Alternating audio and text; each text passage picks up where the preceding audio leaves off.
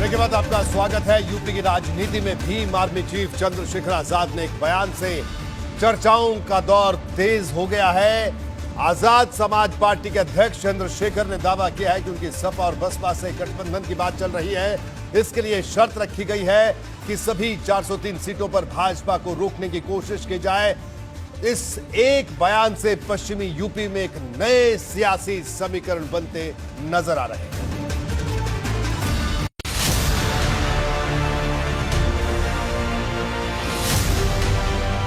Chandrashekhar Azad, Bhim army प्रमुख, ये UP में राजनीति का वो नया चेहरा है जो अपने समर्थकों के दम पर सियासत के नए समीकरण रच रहा है। और ये समीकरण विरोधी खेमे के कई सूरमाओं की बेचैनी बढ़ा रहा है। बेचैनी इस बात को लेकर कि कहीं दूर रहे तो अपना वोट बैंक ना घट जाए।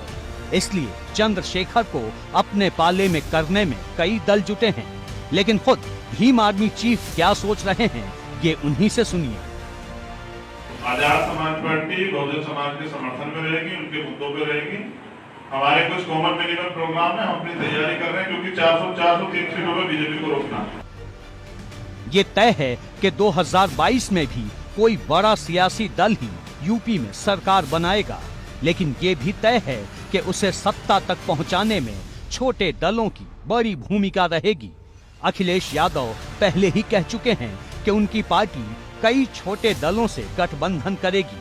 वहीं बसपा अभी गठबंधन के मुद्दे पर फ्रंट फुट पर नहीं आई है।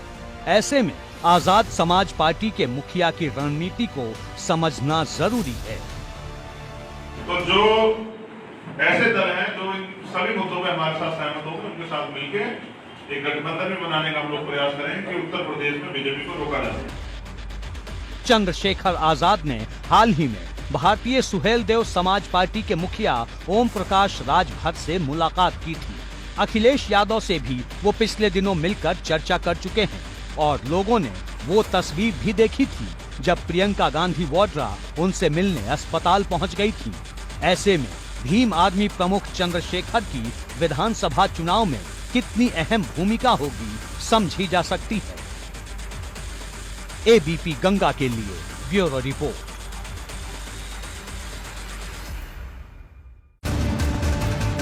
और इस वक्त एबीपी गंगा पर आजाद समाज पार्टी के राष्ट्रीय अध्यक्ष चंद्रशेखर आजाद खुद हमारे साथ जुड़ चुके हैं। उनसे बात करते हैं।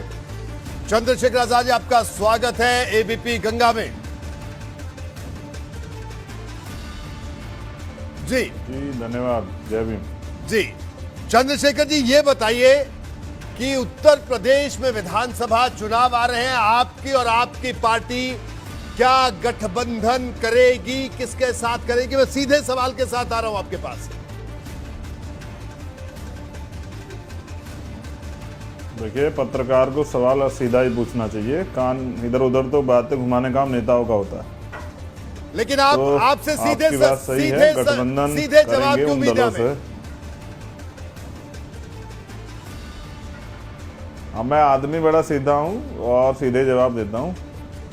देखिए, बिल्कुल गठबंधन करेंगे। जिन दलों से वार्ता चल भी रही है, जिन मुद्दों पे हमारी जो मांग है, जिन मुद्दों के लिए हम लोग लड़ रहे हैं, उन मुद्दों पे जिन दलों से सहमति होगी उनसे गठबंधन होगा। गठबंधन की जानकारी आप सब लोग को दी जाएगी। गठबंधन चुनाव लड़ा जाएगा, क्योंकि पिछले जो चुनाव हुए उनके हालात देखें और वर्तमान में मेरे लिए राजनीतिक कुर्सी से ज़्यादा मेरे लिए जरूरी उत्तर प्रदेश की जनता का भला और उत्तर प्रदेश में रहने वाले बहुजन समाज को सुरक्षित रखना। जिस तरह से पिछले 4.5 सालों में जनता बेहाल हुई है उत्तर प्रदेश में, उनकी भावनाओं का ख्याल रखना और उनको गुमराह ना होने देना। तो मैं अपनी जिम्मेदारी अदा करूंगा, इसलिए चाहूंगा कि एक बड़ा गठबंधन बने। नेता क्या चाहते हैं ये तो मुझे नहीं पता, जो बड़ी बड़ी पार्टियों के नेता, लेकिन मैं, क्योंकि भारतीय संविधान की सुरक्षा के लिए हम लोग काम कर रहे हैं, मानवता कल्याण के लिए हम लोग काम कर रहे हैं, इसलिए जो है मेरा प्रयास है कि गठबंधन बने। जी, लेकिन चंद्रशेखर ये बताइए कि सपा बसपा दोनों पार्टियों के साथ भी आप तैयार हैं जाने के लिए? कोई दिक्कत नहीं है आपको? देखिए, जिनसे समझौता होता है उनसे संघर्ष नहीं होता। और जिनसे संघर्ष होता है उनसे समझौता नहीं होता है। तो मेरी इन दलों से लड़ाई तो कोई नहीं है मेरी। तो मैं तो किसी भी दल के साथ जो जिससे मेरे लोगों के अधिकार सुरक्षित रहें, तो वो जिससे मैं अपने लोगों का भला कर सकूं जो बेबस हैं। जी एक तरफ सुनिए रोहित जी, जी बोलिए बोलिए। एक तरफ लोगों के तन पे कपड़े नहीं है, पेट में रोटी नहीं है, नौजवानों पे रोजगार नहीं है, महिलाएं सुरक्षित नहीं है। वहां ये अरबों खरबों रुपए भारतीय जनता पार्टी जो है वो सिर्फ विज्ञापन पे खर्च कर देती है। जिन लोगों को सिर्फ सत्ता से मतलब है वो उनसे मेरे रिश्ते नहीं है। उनको मैं सत्ता में रहने भी नहीं देना चाहता। मैं चाहता हूं कि ऐसे भ्रष्टाचारियों की राजनीति को मैं गठरी बांध के समुद्र में फेंक दूं। लेकिन जिनसे मेरे वैचारिक तो कुछ मतभेद हो सकते हैं, लेकिन जिनके साथ मिलकर मैं अपने लोगों के अधिकार दिला सकता हूं, तो उनके साथ गठबंधन करने में कोई बुराई नहीं। लेकिन चंद्रशेखर, आपको कई उत्तर प्रदेश की सियासी पार्टियां, सीधे तौर पर अगर मैं बसपा की बात करूं, वो तो आपको दोस्ती के नाते से ज्यादा चुनौती समझती है। आपको आप पर कई बार अप्रत्यक्ष तौर पर कई ट्वीट्स के जरिए तंज भी कसे जा चुके हैं, आपको भी पता है। इस पर क्या कहना है? ये आप भी समझते हैं, कमजोर का कोई विरोध नहीं करता है, हर व्यक्ति ताकतवर का विरोध करता है। तो आजाद समाज पार्टी ताकतवर है। चंद्रशेखर को बहुजन समाज के लोगों ने तैयार किया है। दलितों की बहुत बड़ी भूमिका है, पिछड़ों की, आदिवासियों की, मुसलमानों की, सिखों की, बुद्धिस्टों की बहुत बड़ी भूमिका है जिन्होंने तैयार किया है। तो उन जब हक की बात होगी तो जरूरी नहीं कि सब लोग सहमत होंगे। तो मैं उनका भी स्वागत करता हूं जो आलोचना करते हैं, मैं उनका भी स्वागत करता हूं जो सम्मान करते हैं। बेसिकली मेरा सम्मान और मेरी आलोचना इस बात से स्पष्ट होती है कि मेरे लोगों को अधिकार कितने मिल रहे हैं। तो मुझे फर्क नहीं पड़ता मेरे बारे में कोई क्या कहता है, बुआ जी का स्वागत है वो जो कुछ कहती है। मैं तो उनसे भी कहना चाहता हूं कि आप जिस वर्ग के वोट से आप 4-4 बार मुख्यमंत्री बनी, आपको ये उनकी हालत के बारे में भी देखना चाहिए। आज पिछले 4.5 साल में यूपी में सरकार तो रोहित जी कहीं की रही हो, किसी प्रदेश में किसी पार्टी के अन्याय अत्याचार तो सब जगह हुआ है जी। चाहे वो राजस्थान की सरकार क्यों ना हो, कांग्रेस की। लेकिन यूपी में जो हमने देखा, आपने हाथरस देखा, आप सब लोग मीडिया वालों के वजह से उस परिवार को न्याय मिलना संभव हो पा रहा है कि जब अपराध होता है तो अपराधियों को बचाने के लिए पूरी सरकार खड़ी होती है, नेता चुप होकर बैठ जाते हैं। तो जब दलित बच्चों की जो है इज्जत तार की जाती है, उनको मारा पीटा जाता है, उनका सामूहिक अपमान होता है, उनको जो है तमाम तरह सताया जाता है, थाने में उनकी रिपोर्ट नहीं लिखी जाती, अधिकारी उनके सुनते नहीं, उनकी जमीन दबा ले जाते, उनके घर जलाए जाते हैं। जब ये अन्याय होता है तो ये नेता नहीं आते, तब भीम आर्मी जाती है और एक भीम आर्मी कार्यकर्ता रात को धूप में, बारिश में, आंधी में मोटरसाइकिल से जाके इस लड़ाई को लड़ता है। तो जनता का विश्वास बढ़ रहा है आजाद समाज पार्टी और भीम आर्मी के प्रति, और यही विश्वास जो है उनको सत्ता में स्थापित करेगा। और जब वो सत्ता में आज उनके हाथ में होगी तभी उन लोगों का भला हो सकता है।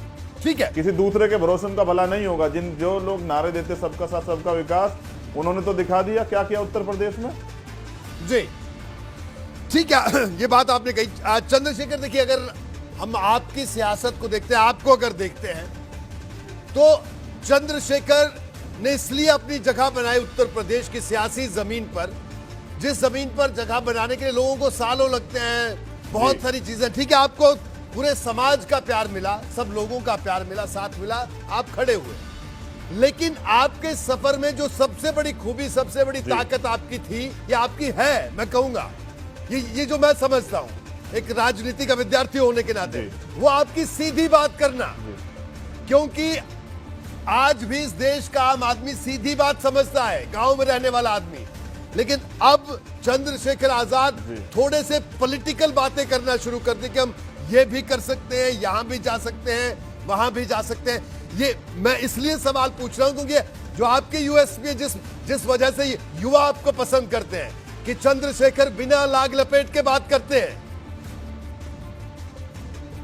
लेकिन अब इतना क्यों सोचना पड़ रहा है? मैं रोहित जी अभी एक भी तरफ ऐसा ही हूं। क्यों नहीं होना पड़ रहा है? राजनीतिक पार्टी बनाने के बाद, जी बोलिए बोलिए। अच्छा, राजनीतिक पार्टी बनाने के बाद मेरे पास उन करोड़ों, राजनीतिक पार्टी बनाने के बाद रोहित जी मेरे पास उन करोड़ों लोगों की जिम्मेदारी है जो विश्वास करते हैं कि इस व्यक्ति के होते जो है, ये जो हमारा बेटा है, ये हमारा भाई, इसके होते हमें न्याय मिलेगा। तो उनकी भावनाओं की मैं कद्र करता हूं। अगर मैं पहले ही अपने सारे पत्ते खोल दूंगा तो फिर ये सरकार के लोग जो हैं मुझे कहाँ चैन से बैठने देंगे। जैसे मैं आपको बता रहा हूँ, अभी सीधी बात सुनना चाहते हैं ना आप, सुनिए। जी अभी 1 तारीख से साइकिल यात्रा शुरू होगी। गांव गांव जाके बीजेपी ने जो मैनिफेस्टो बीजेपी लाई थी कि हम ये भी करेंगे, ये भी करेंगे, ये भी करेंगे, और जो नहीं किया और जो पिछले 4.5 साल में उत्तर प्रदेश को दिया, वो सब गांव गांव जाके आम आदमी को बताने का प्रयास किया जाएगा। उसको ये बताया जाएगा कि आपकी एक गलती से भारतीय जनता पार्टी सरकार में उत्तर प्रदेश जो है बेहाल हो गया। फिर साइकिल यात्रा खत्म होगी तो पैदल यात्रा शुरू हो जाएगी। मैं खुद पैदल यात्रा पूरे उत्तर प्रदेश में करूंगा।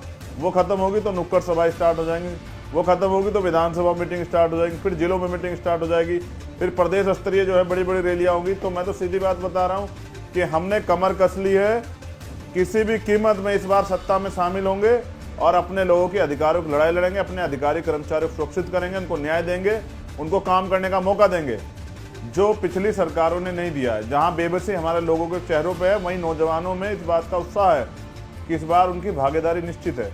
ठीक है, तो जिसके साथ गठबंधन करके मैं यहाँ बहुजनों का भला कर सकूं, उनको न्याय दिला सकूं, उनकी जान बचा सकूं, उनको एजुकेशन दिला सकूं, उनको रोजगार दिला सकूं, उनको सुरक्षित रख सकूं। देखिए, मैं एक गरीब का बेटा हूँ रोहित जी, पूरी ईमानदार से बताता हूँ जी। मैं दिल्ली में हूँ जी। जब मैं देखता हूँ कि अमीर लोग एसी में रहते हैं, मुझे अमीरों से कोई लड़ाई नहीं। अमीर लोग एसी में रहते हैं इस टेम्परेचर में, लेकिन मैं देखता हूँ यहाँ बहुत बहुसंख्यक रूप से जो झोपड़ियों में लोग रहते हैं, छोटे छोटे घरों में लोग रहते हैं, अपना जीवन चला रहे हैं, वो किस तरह समय पास करते हो। मैं गाँव से आता हूँ, मैं गाँव की समस्याओं को जानता हूँ, मैं किसानों की समस्याओं को जानता हूँ, किसानों को के साथ क्या बेकदरी हुई है। अभी किसानी उपकरण के रेट बढ़ा दिए हैं, खाद के रेट बढ़ा दिए, बीज के रेट बढ़ा दिए। ये तानाशाही जो उत्तर प्रदेश में चल रही है, इसका अंत मैं चाहता हूं और पूरा उत्तर प्रदेश का अंत चाहता है। लेकिन जिन लोगों की सरकारें रही है, उन्होंने जो भरोसा तोड़ा है ना, सबने तोड़ा जिनकी सरकार रही है, इसलिए जनता का विश्वास कम हुआ है। तो मेरी पहचान ही संघर्ष है। मैं संघर्ष से तैयार हुआ और मैं जब तक इस देश में, उत्तर प्रदेश में नहीं, जब तक इस देश में अन्याय, अत्याचार, गैर बराबरी खत्म नहीं कर देता, जब तक मैं ये आज आपके चैनल से के सामने वादा कर रहा हूं अपने करोड़ों लोग दर्शकों से, जो आपके करोड़ों दर्शक देख रहे हैं जी, कि जब तक इस देश में हर एक बहन बेटी सुरक्षित नहीं होगी और हर एक बहन बेटी को विश्वास नहीं होगा कि अब उनके भाई के हाथ में ताकत है, हम सुरक्षित हैं।